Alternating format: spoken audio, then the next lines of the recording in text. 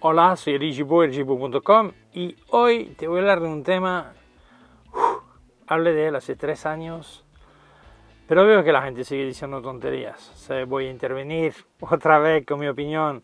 Vamos a hablar de tamaño de sensor, la versión para dummies. La traducción sería para nulos, para idiotas. No quiero ofender a nadie, pero veo tantas cosas absurdas que se hablan sobre esto. Este vídeo no es a favor o en contra de ningún sensor, sino explicar la diferencia en los tamaños de sensor y cómo afecta o no los resultados. Así que empezamos. Este vídeo me vino porque otra vez hoy en un grupo de Facebook vi uno que decía ¿es mejor APS-C que full frame?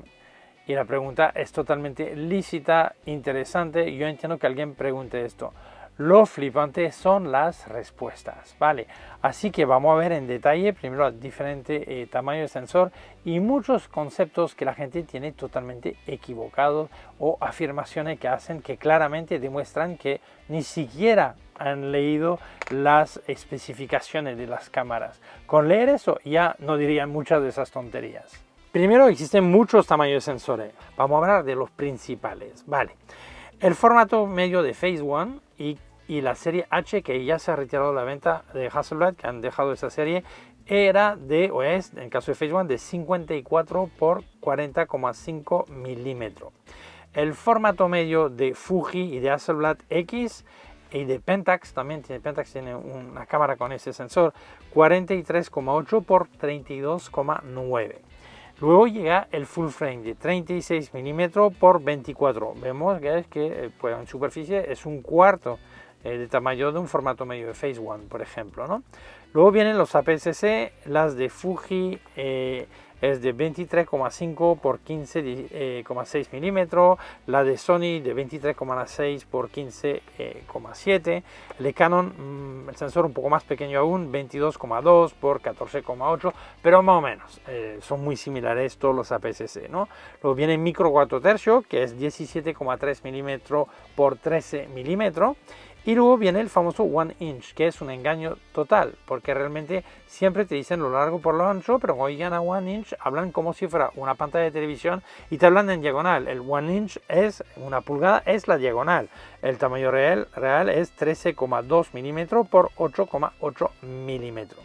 Eso fijando los tamaños de sensores. Como ves, hay multitud. Pero bueno, lo habitual es que la gente dude entre formato medio, full frame y APS-C y micro 4 tercios. Pero bueno, vamos a resumir. Cuando tú entiendas el concepto de cómo puede afectar, ya sabrás cómo guiarte en ese bosque de sensores, ¿vale?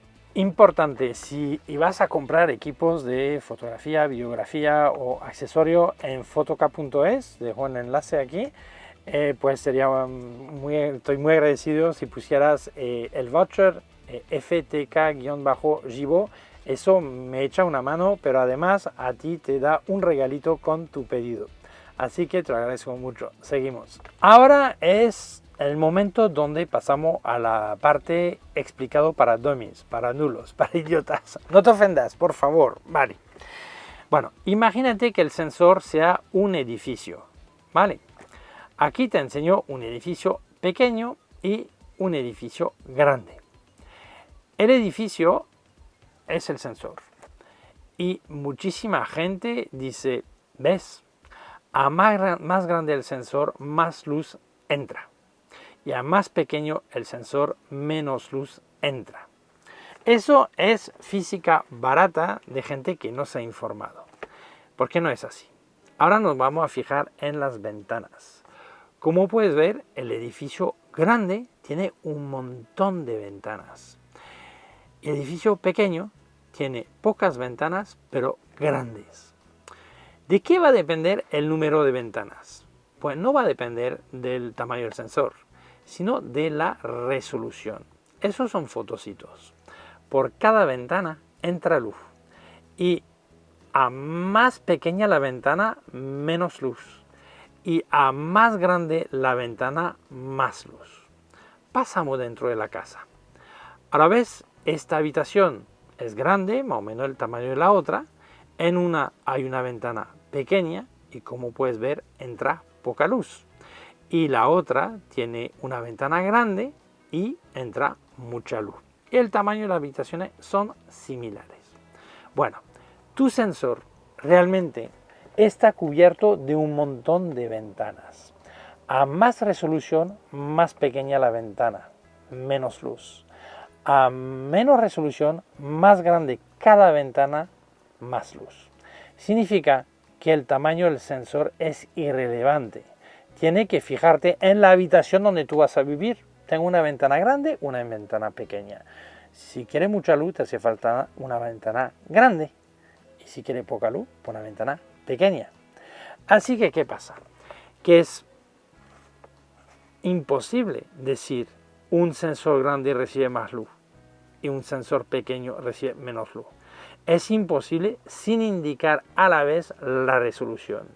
Por ejemplo, un sensor APS-C de 16 millones de píxeles, en cada ventanita, fotocitos, le entra más luz que un sensor full frame de 60 millones de píxeles, porque cada ventana está chiquitita, chiquitita, chiquitita. Y la luz no es la suma de las ventanas, sino la luz que entra por cada ventana. Espero que eso lo entiendas, porque es el error que hace absolutamente, iba a decir todo el mundo, pero la mayoría de la gente. Mientras no entiendas eso, seguirás diciendo que un sensor grande recibe más luz y uno pequeño recibe menos luz. Un sensor grande puede recibir más luz si tiene menos resolución que un sensor más pequeño que tiene más resolución que él o similar. Pero si no, no se puede hacer esta afirmación sin controlar. Así que cuando tú vas a comprar una cámara y dudas entre un formato de sensor u otro, vete a las especificaciones y busca el tamaño de las ventanas, que se llaman los fotocitos, ¿vale? Ahí está indicado, pero incluso lo puede calcular, ¿vale? Eso es tan fácil como dividir la resolución por la superficie y vas a saber el tamaño de cada píxel, de cada fotocito, de cada agujerito o ventana, ¿vale? Otro error frecuente es decir, no, pero que en sensores grandes los objetivos son más grandes. Sí, son más grandes para poder cubrir el tamaño del sensor, ¿vale? Pero no por eso llega más luz, sino llega la luz a toda la superficie del sensor y cada ventanita va a recibir la luz que le interesa. Porque decir eso es tan absurdo como decir, pues entonces si pongo un filtro grande, más grande que el tamaño de mi objetivo, imagínate que ese filtro no fuera negro, sino totalmente transparente, sé como la superficie es más grande me va a entrar más luz. ¿Verdad que es absurdo? Pues lo que dice mucha gente, es absurdo. Efectivamente, no. El tamaño del objetivo está pensado para cubrir la necesidad de la superficie del sensor, ¿vale? Otra cosa, veremos la apertura y todo, pero eso es otra historia. Primero vamos a ver esto, ¿vale? Así que decir que como full frame o medio formato tiene objetivo más grande, llega más luz. No, no es así. Otro error que hacemos de forma muy frecuente y me incluyo en ese error. Es decir que según el tamaño del sensor, la profundidad de campo es distinta. Y es falso, totalmente falso. La única cosa que cambia la profundidad de campo es el tamaño físico del agujero en el diafragma, ¿vale? Si mide 1 centímetro, por ejemplo, y ese centímetro lo monta en una APS-C, un micro 4 tercios, una full frame, un formato medio, y te pone la distancia para tener la misma escala de reproducción, es decir, que obviamente si agarro un 50 milímetros en mi micro 4 tercios, cubrirá un ángulo similar a un 100 milímetros en una full frame, o el equivalente a un 75 milímetros el ángulo a una APS-C, así y así, ¿no? O sea, obviamente tendré que colocarme a la distancia, pero para que el encuadre sea el mismo, ¿vale? Imagínate, me desplazo para adelante o para atrás para que el encuadre sea el mismo. Pues observará que si el tamaño físico del agujero es el mismo y la escala de reproducción es la misma, tendrá exactamente la misma profundidad de campo. Es decir, que eso es la teoría y la práctica. Pero ¿qué ocurre? Que cuando tiene un sensor más pequeño, pues no hace falta abrir tanto todo para que entre, para que cubra toda la superficie. Así que obviamente es raro ver un objetivo con un agujero de 5 centímetros de diámetro para un micro 4 tercios cuando no necesita tanto, pero no es raro verlo en un formato medio. Pero si tú agarrarás ese objetivo de formato medio que tiene un agujero bastante más grande, le pones un adaptador para poder poner en tu APS-C o micro 4 tercios o full frame, pues te das cuenta que si te pone la escala de reproducción correcta, tendrá exactamente la misma profundidad de campo, ¿vale? Así que este argumento es una verdad o una falsedad a media. Todo va a depender del objetivo que utiliza y cómo lo vas a utilizar, ¿vale? Otra cosa que se oye muchas veces es los sensores grandes tienen menos ruido a ISO alto. Falso. Porque otra vez es un compendio de cosas. Primero, el tamaño del fotocito. A más pequeñito la ventana otra vez, más sensible al ruido a ISO alto. Y a más grande la ventana, pues lo mismo, menos sensibilidad. Significa que, vuelvo al ejemplo del sensor de 16 millones de píxeles APS-C, tendrá menos ruido a ISO alto que uno de 33 millones. Pero, ya no se hacen tantos sensores de 16 millones de píxeles, más bien 26. Así que cuando tú vas a comparar con un full frame de 33 millones, pues probablemente el fotocito del full frame sea más grande y menos problemático, ¿vale? También en esos años ha cambiado la tecnología. Significa que el procesador se implica muchísimo el tratamiento del ruido. Así que una cámara reciente te va a dar menos problemas. Así que no es solo un tema de fotocitos, sino también de procesador. Pero si comparamos dos cámaras a fecha de hoy, una APS-C de 26 millones de píxeles con una full frame de 61 millones de píxeles, pues la de 26 millones de píxeles de APS-C tiene menos ruido a ISO alto que una full frame de 61 millones de píxeles.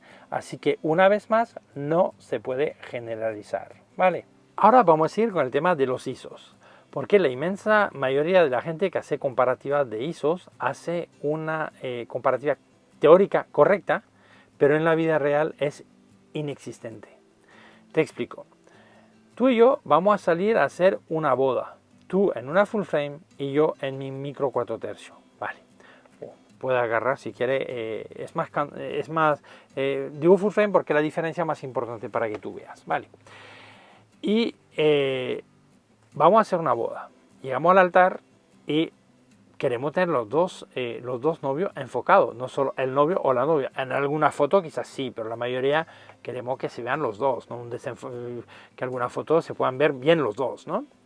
Pues yo en mi micro 4 tercios me pongo a 2,8 y en tu full frame probablemente, si está muy cerca, bueno, depende, te va a tener que poner F4 probablemente 5,6, vale. Y tenemos la misma profundidad de campo. Y el problema es que tú tienes 4 veces menos luz que yo. Yo a 2,8 tengo una cantidad de luz y tú a 5,6 tienes mucho menos. El resultado, tú tienes que subir los ISO. Probablemente a 5,6 en iglesia normalmente iluminada, tú estás a 6400 ISO. Pero yo no, a mí no me hace falta. 2 saltos a 5,6, pues yo a F4 estaría a 3200 y a 2,8 estoy a 1600 ISO. Y te vas a dar cuenta que probablemente tú y yo tengamos el mismo ruido. Así que decir que el sensor pequeño tiene más ruido ISO alto, es cierto, pero en el uso real no te metes en esa situación. ¿Por qué? Porque hacemos fotografía y la fotografía tiene un aspecto estético más que teórico. Y el resultado es que cuando tú estás a 6400 ISO, yo estoy a 1600. Obviamente, si agarras mi cámara, la pones a 6400 ISO y la comparas a la tuya de 6400 ISO, la mía sí tiene más ruido, pero que yo no tengo que meterme en ese ISO casi nunca. Así que ahí está el tema, que la teoría es una cosa y la vida real es muy distinta y muy a favor del sensor pequeño. Y obviamente la gente que no ha pensado esto, pues llega a la iglesia con una micro 4 tercios, una APS-C en vez de su full frame, sube los ISO como si fuera full frame y el resultado dice hay más ruido. Pero no se ha parado a calcular lo que realmente necesitaba de ISO. Así que aprende a usar tu herramienta. sensor pequeño, no hace falta subir tanto los ISOs, casi nunca. Número de colores. Hoy leía uno que decía una full frame tiene más colores que una APS-C. No.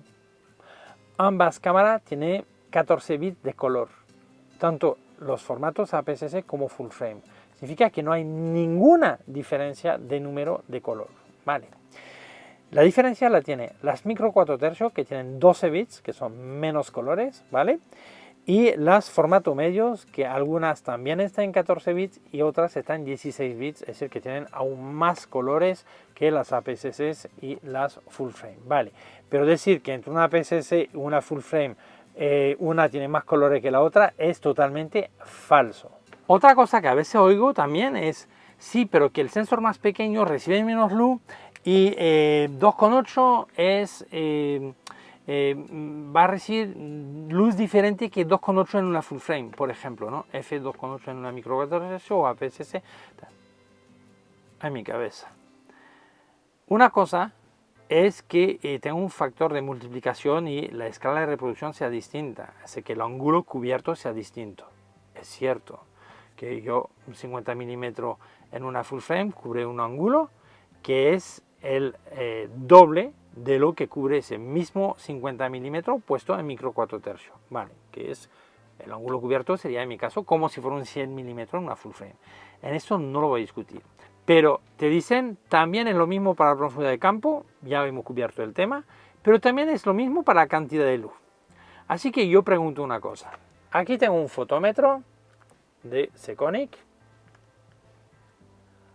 Aquí está el menú.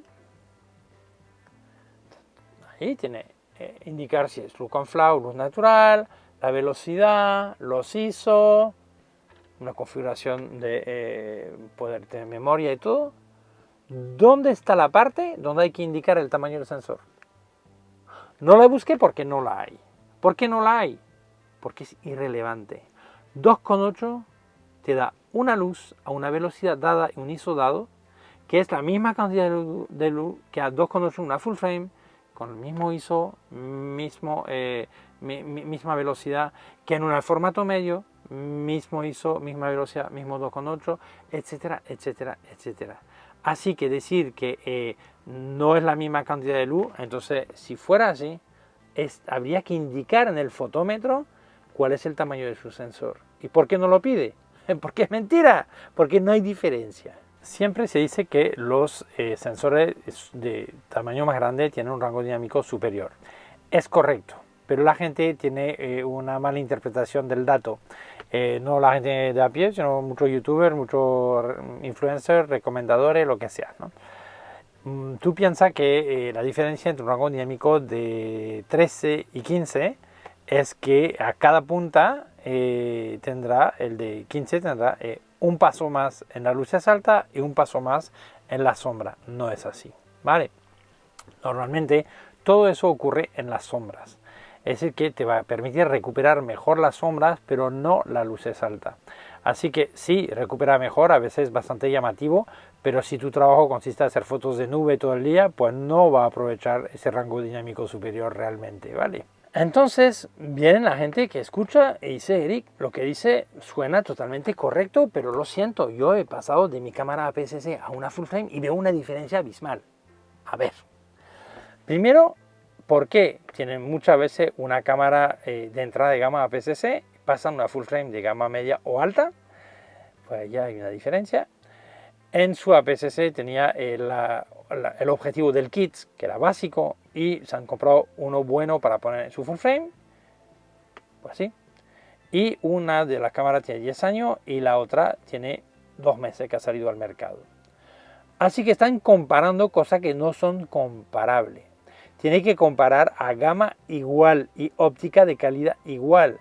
Tiene que comparar lo comparable.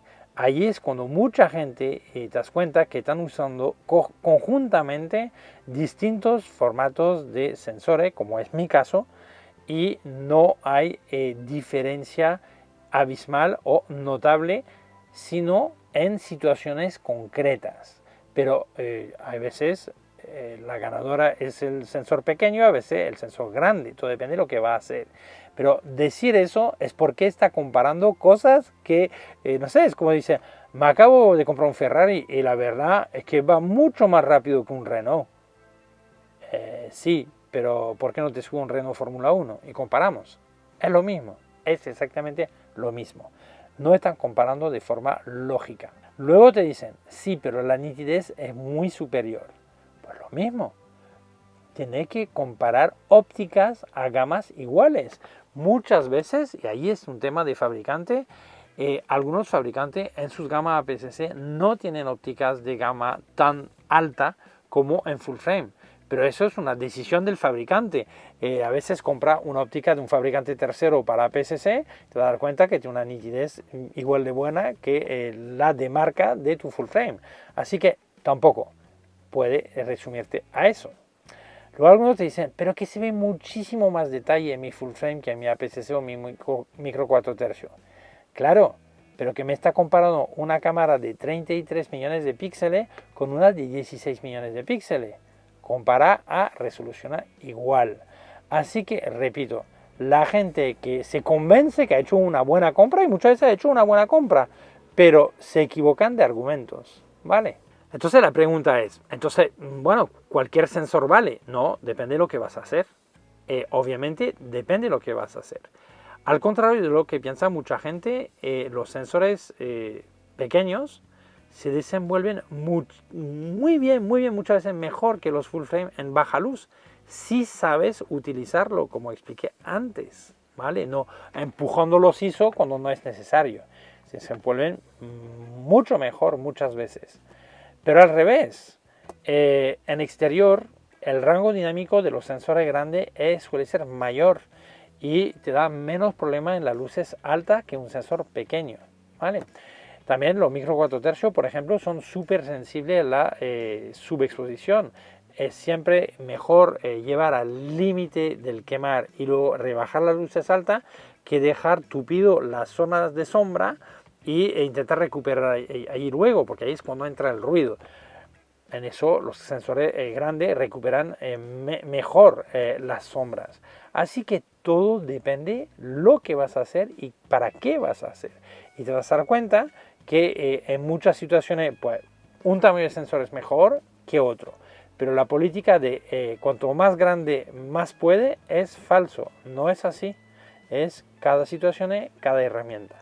¿Vas a tener 3, 4 cámaras? Probablemente no. Entonces, elige la que más te gusta, pero que sepa que da igual el tamaño del sensor que tú elijas. Hay tantos otros factores que van a afectar la calidad del resultado o la situación de trabajo. Muchas veces es más importante para ti una ráfaga rápida, un autofoco rápido o al contrario, un no sé qué o una función que tiene específica esa cámara.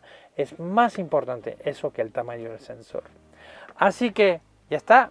Espero que lo que yo te he contado te sea útil, que no sea un culpable más de los que repiten esos bulos hasta la saciedad y que ahora veas un poco más claro que no es que hay un sensor malo o bueno, o mejor o peor, sino que depende. Es la frase de siempre, depende. Por eso a la hora de elegir sensor, analiza el conjunto total. ¿Para qué? ¿Con qué objetivo? ¿Con qué situación? ¿Con qué situación de luz? ¿Con qué situación de mucho o poca luz? ¿De qué situación de velocidad? Y todo. Estudia todo antes. Así que muchísimas gracias por ver el vídeo. Si tú crees que puede interesar más gente, te invito a compartir en las redes sociales. Si aún no lo has hecho, te invito a suscribirte a mi canal YouTube. Hay un botón por aquí, también una campanita. Si das a la campanita recibirás un aviso cuando suba un vídeo nuevo. Mi sitio web erigibo.com, mi curso de fotografía en vídeo erigibo.com/cursos online. Cualquier pregunta puede dejar un comentario debajo. También te dejo enlace a mis equipos en fotoca.es. Por favor, si compras con ellos, indica voucher FTK-Gibo. A mí me da una pequeñita ayuda y a ti te mandan un regalito con tu pedido. Te dejo también más enlace de todo lo que he probado de KF Concept, Sandmark, Flash, Westcott y más enlace afiliado, además de un enlace a mi cuenta PayPal y Bizum en caso que quisieras hacer una donación. Muchísimas gracias, cuídate mucho y hasta muy pronto. Chao.